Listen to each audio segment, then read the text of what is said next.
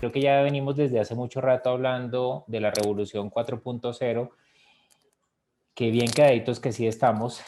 Por cierto, dentro de todas mis últimas conferencias siempre he insistido bastante sobre este tema, porque fue el que se nos colocó a prueba dentro de la pandemia. ¿Cuál era el uso que estábamos haciendo del iCloud? ¿Qué uso estábamos dándole a todo el mundo virtual, digital? Y desde dónde nosotros finalmente nos estábamos comunicando y estábamos generando todos los procesos productivos e inclusive sociales como humanidad. Y creo que dentro de eso una de las grandes conclusiones era hasta dónde nosotros finalmente estábamos tan atrasados dentro de este proceso. Hoy en día muchas de las organizaciones en Colombia, y bueno, vale decir que hay estudios que dicen que solamente el 5% de las organizaciones se encuentran hoy en día en Revolución 4.0. Entonces, ¿qué podemos hoy en día decir acerca de un mundo 5.0, que es el mundo que ya nos está esperando y sobre el cual pues muchos países y muchas organizaciones han venido avanzando? Hay que decir que este mundo 5.0 vuelve nuevamente al hombre como un centro dentro de los procesos de producción, o sea, esa es parte de su filosofía, pero vamos a discutir algunos temas que fueron los que consideré interesantes para el desarrollo de esta conferencia. El primer tema es el reempoderamiento del ser humano, que va a estar apoyado pues obviamente por toda la tecnología dentro de los procesos productivos. El segundo es el uso de los cobots, que son robots colaborativos. Hablaremos acerca de eso. El tercero es la inteligencia artificial. El cuarto son espacios inteligentes con bases en Internet de las Cosas, que venía muy jalado también, al igual que la inteligencia artificial desde la revolución 4.0, pero vamos a entender cuáles son estos nuevos ambientes que hoy en día pues, nos están presentando y nos están colocando como cuáles son las brechas y los retos sobre los cuales nosotros vamos a trabajar. La computación cognitiva, pero yo me quise ir un poco más allá acerca de la computación cuántica, específicamente porque es uno de los temas que más me apasionan y es algo sobre lo cual hoy en día tenemos que hablar dentro de innovación. Y por último, bueno, todavía no último porque este es el penúltimo, que son viajes a otros planetas.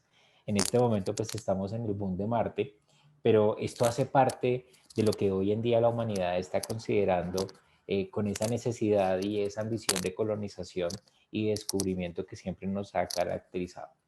Y por último, ¿qué pasa si todo cambia? Quiero hacer una última reflexión dentro de esta última parte de esta conferencia, pues para plantearles circunstancias que posiblemente pues tienen una alta probabilidad de suceder dentro de la Tierra, pero que nosotros de una u otra manera seguimos desconociendo esas realidades que nos están presentando. Cuando estamos hablando de cambio, estamos pensando que absolutamente todo a nuestro alrededor aparentemente permanece quieto. O sea, yo veo encima de mi escritorio, veo mi apartamento, veo los lugares y aparentemente todo está quieto. Pero la verdad es que todo esto está en un constante movimiento. Aquí nos tendríamos que preguntar primero en dónde está la humanidad. O sea, ¿cuál es esa humanidad que pasa de una revolución 4.0 y cómo va a pasar a una revolución 5.0?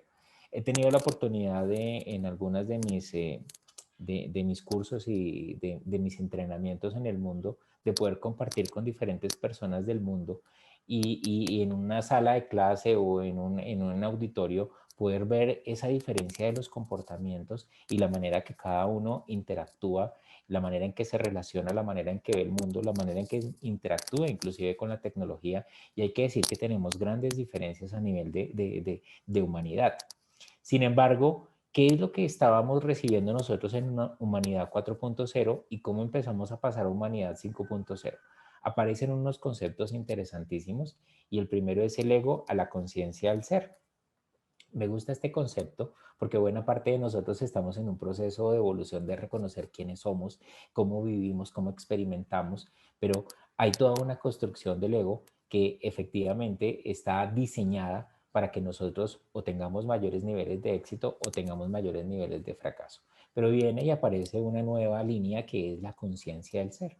Esto me gusta como dejárselos a nivel de introducción porque cada uno necesitará construir sus propios paradigmas frente a eso. Hablamos hoy en día dentro de esta humanidad de valores y la honestidad. No es desconocido lo que está sucediendo, no solamente en el sector público, sino también en el sector privado, lo que sucede con los recursos comunes de toda la sociedad, lo que está pasando a nivel de los presupuestos y qué pasa con esos fondos finales y a dónde llegan esos recursos y esos dineros.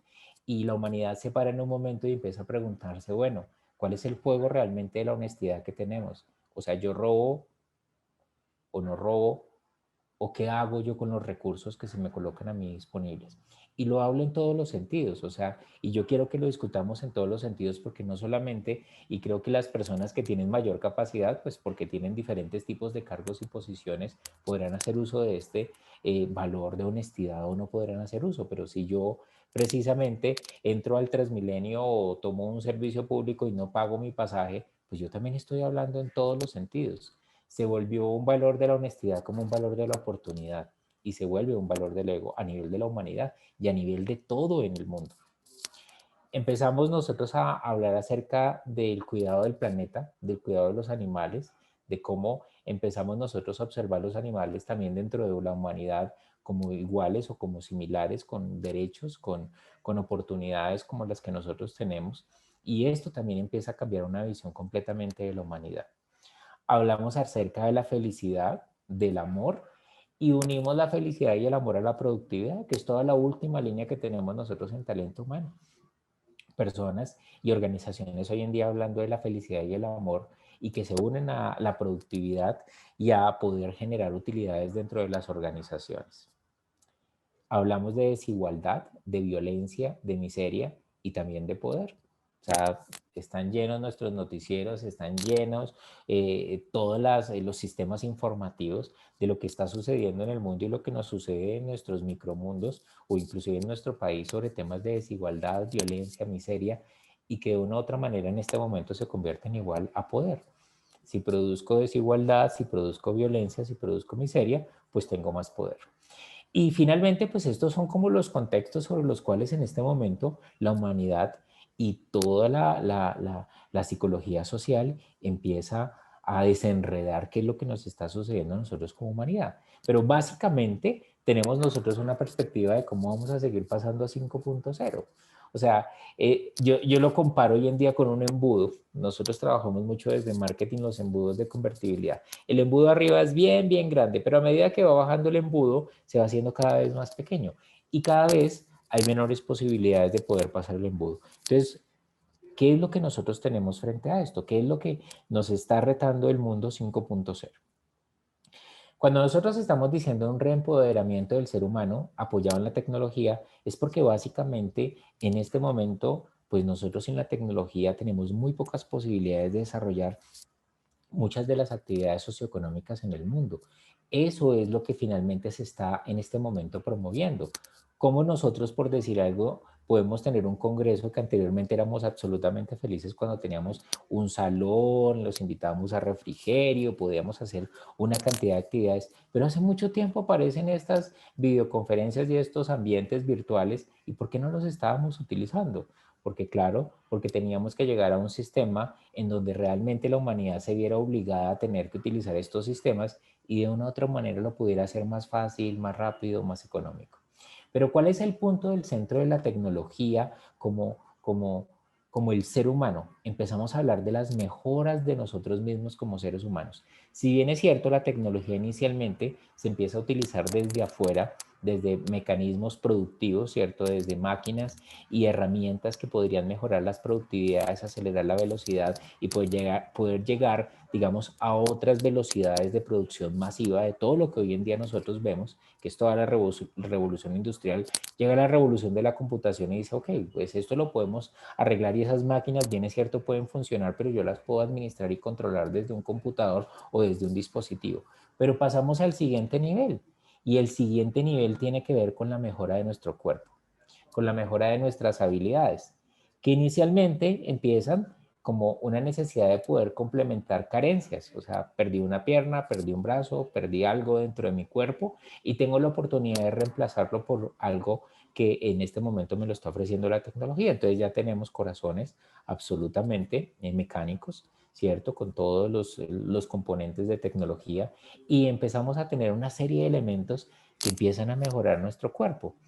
Claro, empezamos desde la carencia, desde que hay una necesidad y ahora decimos, bueno, ya poder sustituir buenas partes de nuestro cuerpo, pues es absolutamente posible, pero ahora ¿por qué no pensamos en la mejora? Y en ese momento es cuando nosotros, como seres humanos, empezamos a tener otra vez un espacio, no solamente dentro del mundo de la tecnología y dentro de este mundo que es el mundo 5.0.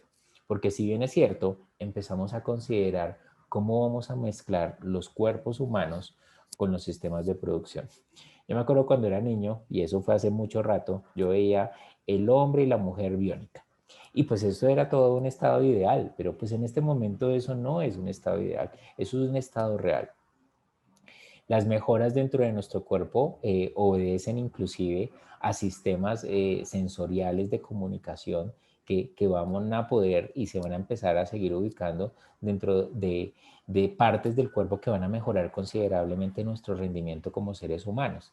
Y claro, más adelante en esta conferencia también plantearé algunas cosas sobre lo que no se está mejorando, porque pues efectivamente esto lo que está trayendo es una desmejora también en otras condiciones. Pero muchos de los usos o digamos de los servicios que podemos tener nosotros a través de nuestro cuerpo se van a ver mejorados por toda esta tecnología.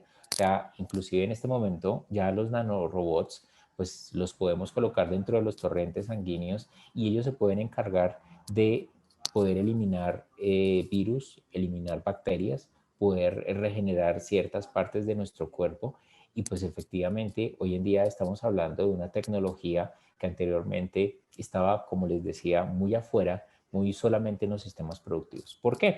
Porque preservar la vida humana se convierte en algo que termina siendo como una bandera de prioridad dentro del mundo, ¿sí? Y por eso precisamente pues sucede también todo lo de la pandemia. O sea, hay una necesidad de preservar la vida humana independiente del costo, independiente de todo lo que tenga, pero pues lo más valioso y lo colocamos en un sentido prioritario es la vida humana.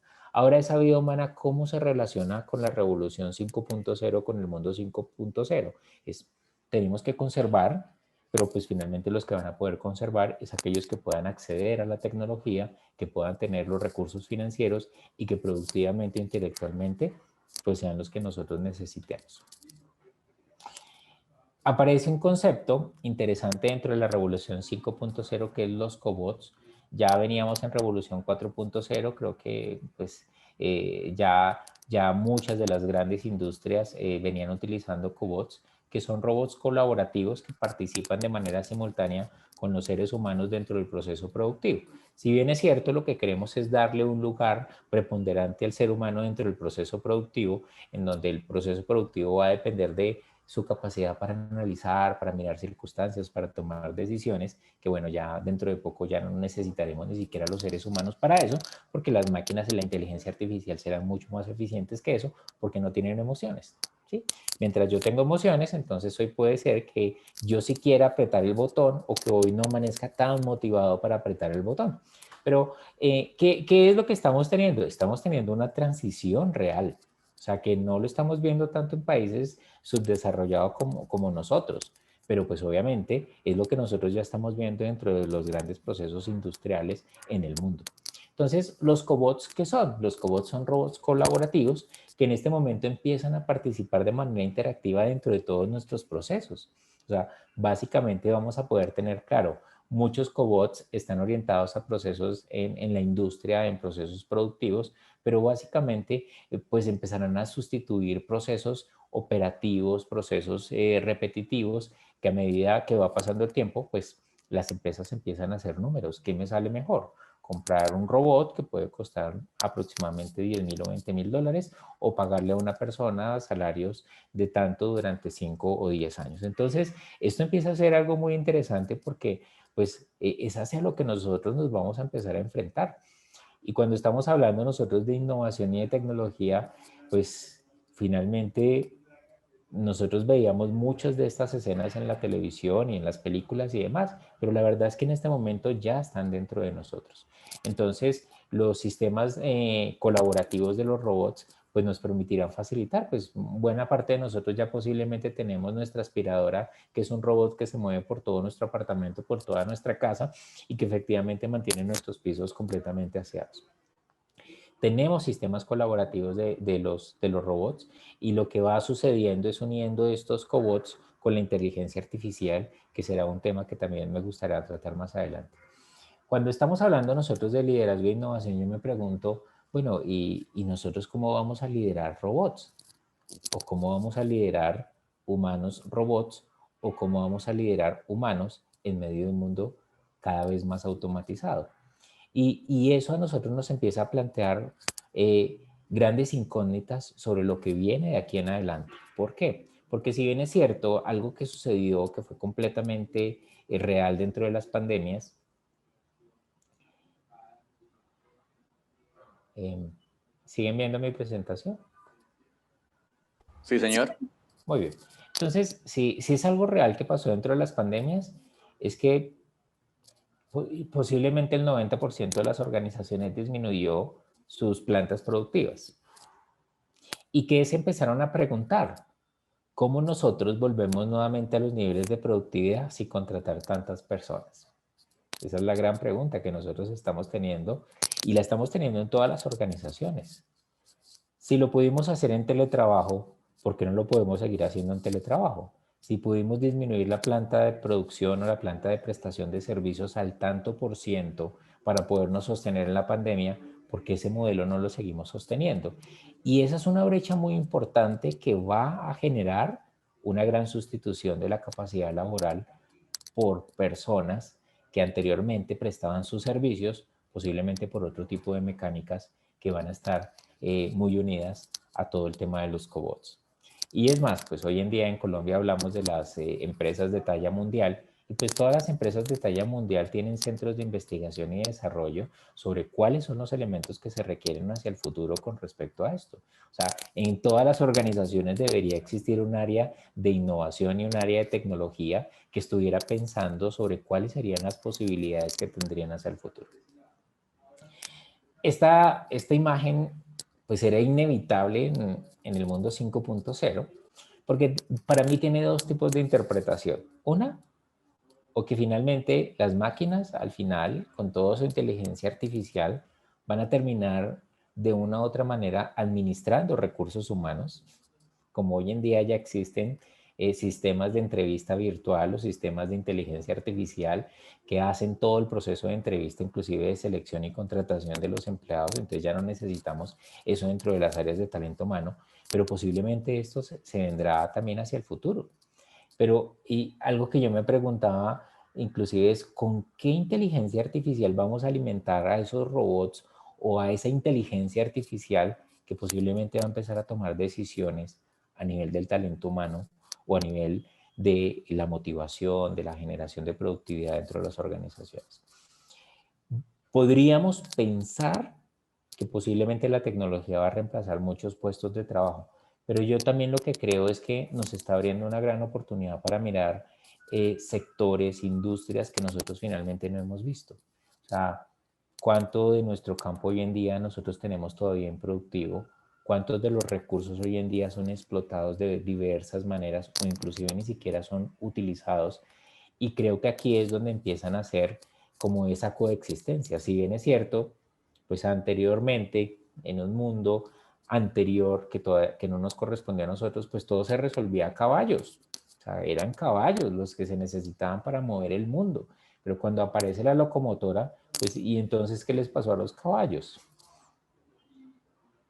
Entonces, aquí lo mismo está sucediendo. O sea, si necesitábamos un capital productivo humano, en este momento ese capital productivo humano va a tener que tener otro tipo de dedicaciones. Por eso la mayor parte, digamos, de carreras van a desaparecer y van a ser sustituidas por otro tipo digamos, de actividad laboral. ¿Sí? O sea, todo lo que son las agencias de abogados, o sea, ya las supercomputadoras, en este momento hay computadoras de inteligencia artificial que en 3 segundos te dan y te responden un caso jurídico porque tienen la capacidad de leer miles de registros de miles de jurisprudencias y tomar sobre todas esas jurisprudencias la decisión de cómo contestar de manera asertiva un caso con toda la relación de las leyes. Mientras si yo como ser humano, con el buffet de abogados, de 10 abogados, vamos a depender de la memoria que cada uno tenga, de la capacidad de búsqueda que cada uno tenga y de la capacidad de respuesta e interpretación que cada uno tenga. Y nos vamos a demorar posiblemente un mes en contestar un gran caso. Entonces, Empezamos a tener nosotros esa sustitución y yo siempre cuando empiezo a pensar en esto me pregunto, ¿qué es lo que nos espera? O sea, ¿qué es lo que realmente nos está esperando y hacia dónde nosotros nos tenemos que preparar? No para sentir caos ni para dejar que mi cabello se termine de caer, sino para realmente prepararnos de manera innovadora y pensar cuáles son los espacios que realmente nos van a empezar a corresponder. Aparece el Internet de las cosas mucho más fuerte, o sea, pasamos de unos sistemas de interconexión de 4G y en este momento nos vamos a subir y ya están todas las antenas del 5G. No voy a entrar en dilemas aquí energéticos ni de manejo de lo que causa o lo que genera eso dentro del cuerpo humano, pero básicamente para qué está hecha toda la red de 5G. Pues la red de 5G está hecha para el Internet de todas las personas y de todas las cosas. Eso va a facilitar que los dispositivos estén incluidos dentro de nuestro cuerpo. Eso va a facilitar que efectivamente tengamos toda la comunicación ya no solamente a nivel de una pantalla del celular o del computador, sino a nivel de hologramas, que podamos tener hologramas dentro de una realidad virtual o realidades aumentadas y que efectivamente nosotros nos podamos comunicar con todo, que yo le pueda decir a mi vehículo, recójame en tal dirección, o que yo le pueda decir a mi dron vehículo, que va a ser el siguiente nivel que ya en muchas partes del mundo ya hay, los drones vehículos en donde van y paran acá en mi helipuerto y ahí me recogen y yo me voy. Pero dentro de eso, el Internet de las cosas es un nivel de intercomunicación. Yo no sé si para ustedes es conocido el señor Tesla, en los años 1930 hablaba que todo esto era posible. Ya lo había descrito. O sea, y Tesla estuvo pues en todo un desarrollo tecnológico que todavía ni siquiera le correspondía a lo que hoy en día estamos nosotros hablando, porque todas sus investigaciones todavía están pendientes de ser utilizadas. Entonces, el Internet de las cosas, el poder mover todas las cosas, relacionarnos con todas las cosas a través de esto, va a ser uno de los grandes elementos del mundo 5.0. Y aparece la web 5.0, que es la web sensorial y de las emociones, porque así está escrita. Es como nosotros desde la web 5.0 generamos relaciones, participamos en ciudades virtuales en donde compro vehículos, tengo viajes, tengo la oportunidad de tener ya el cine sin necesidad de salir de casa, tengo la oportunidad de tener el mundo sin salir de casa porque todo lo puedo comprar en Amazon o en el servicio que sea. Y lo que estoy teniendo yo en este momento es una web que efectivamente está también preocupada por relacionar a las personas, por colocar emociones detrás de todo esto. Y pues ya viene el Internet para todo. Las organizaciones como tal se comunican con el Estado, nosotros como personas individuales nos comunicamos con las organizaciones, con el Estado, y el Internet se ha convertido en nuestra red de comunicación.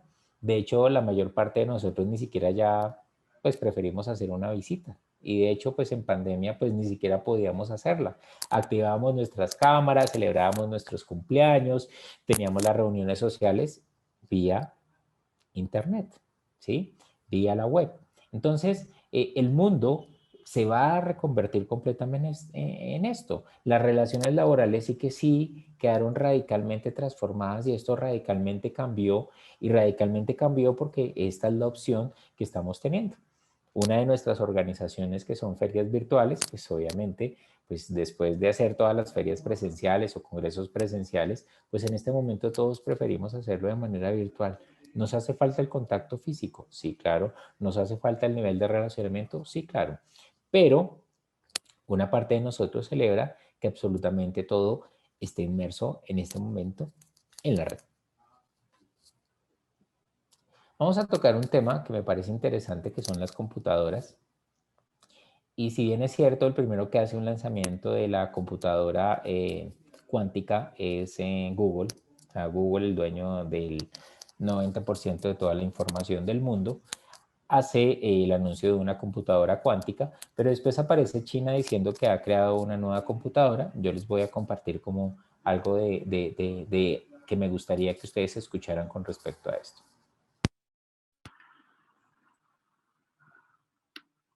Puede que a primera vista no parezca gran cosa, pero es la computadora más potente del mundo. Tomó 20 años fabricarla. Yuyang es un prototipo creado por los mejores científicos de China. reivindican ahora su dominio en la carrera por la supremacía cuántica frente a Estados Unidos. Yu Yang ha mostrado una extraordinaria capacidad de computación cuántica. Prevemos utilizarla para investigar la química cuántica y la combinatoria de la teoría de grafos. Este prototipo llega a algo más de un año después de que Google presentara Sycamore, su computadora cuántica. Los científicos de Google han logrado un gran avance en la computación cuántica. Su máquina necesita escasos segundos para realizar tareas que a los sistemas convencionales les habría tomado miles de años. El equipo chino afirma que su tecnología es 10 billones de veces más rápida que la de Google. Es un logro extraordinario. Es un hito en el desarrollo de estas computadoras cuánticas de escala intermedia. Aún se encuentran en un estado temprano, pero los científicos esperan que con esta supercomputadora se puedan realizar rápidos avances en la codificación y el análisis farmacéutico. Bueno, entonces tenemos en este momento computadoras cuánticas. Aquí es donde nosotros empezamos a entender, bueno, ¿y qué sabemos nosotros de cuántica? O sea, eso inicialmente parecía como metafísica, después se convirtió no en metafísica, sino en física, y pues bueno, yo creo que los más estudiados con respecto al tema de la física, como Albert Einstein, empiezan a hacer sus investigaciones, a pesar de que Albert Einstein no creía en la cuántica, empiezan a hacer sus investigaciones y empiezan a encontrar otros tipos de comportamientos de la materia diferentes a los que nosotros nos imaginábamos. Si bien es cierto, los procesos usualmente que nosotros seguimos en el mundo 3.0 son procesos secuenciales. Entonces, hago primero este paso, hago este segundo, hago este tercero, hago este cuarto, y de hecho de ahí parte la innovación constante. Sí, la innovación constante parte de un proceso que viene dándose paso a paso y que sigue una lógica aparente. La cuántica no sigue ningún tipo de lógica y al contrario, pues empieza a mostrar un comportamiento diferente de la materia. Si bien es cierto, hay unos neutrones, ¿cierto? Alrededor del átomo hay unos electrones que le giran, ¿sí? Eso lo aprendíamos nosotros. Pues resulta que encontraron que había electrones que simplemente desaparecían. Y dentro de la cuántica encuentran que si separan una molécula con los mismos electrones y las colocan en un lugar y las colocan en otro lugar diferente del planeta y afectan una de esas, la otra que está al otro lugar del planeta se ve afectada de la misma manera. Entonces la cuántica empieza a ser un camino como el del cerebro. De hecho, cuando yo estudiaba cuántica, estudiaba las interconexiones del cerebro y el cerebro, usualmente cuando ustedes hacen todo cotidiano, todo igual, en las mañanas, en el día, cuando hacen todo igual, él crea unos canales de intercomunicación entre las neuronas. Entonces crea los mismos canales y utiliza los mismos canales. Por eso, en promedio, las personas pueden utilizar entre el 1 y el 3% de todo su cerebro, porque su cerebro no está utilizado de diferente manera. Cuando empiezas a aprender un idioma, cuando viajas, cuando te enfrentas a diferentes cosas, cuando empiezas a generar procesos de innovación, tu cerebro empieza a crear nuevos canales de comunicación. Entonces, si la comunicación se daba de una u otra manera entre las neuronas, empiezas a crear nuevos sistemas de comunicación. ¿Y por qué les hablo yo de esto? Porque esto es lo que en este momento está siendo el mundo 5.0. O sea, necesitamos aprender de cuántica, necesitamos entender los conceptos cuánticos sobre los cuales se mueve el universo. ¿Para qué? Para entender nuestros conceptos cuánticos de cómo se mueven nuestras relaciones, cómo yo puedo innovar, qué otras cosas yo podría generar y podría crear, y que las organizaciones usualmente cuando están desarrollando sus procesos estratégicos, ya ni siquiera sus procesos estratégicos obedezcan de vamos a hacer la mega meta a los 5 años o al año. Ya nadie está pensando como en eso, está pensando cuánticamente qué es lo que necesitamos nosotros construir o desarrollar o innovar con respecto a nuestros productos y servicios. Entonces, cuando estamos hablando de esto, empieza a aparecer un concepto que es la computación cognitiva. Y la computación cognitiva se une a la inteligencia artificial. O sea, esto está sucediendo hoy en día en el mundo. O sea, las grandes computadoras como estas, si se dieron de cuenta la velocidad, a mí eso no me cabe en la cabeza, esa velocidad. Esa velocidad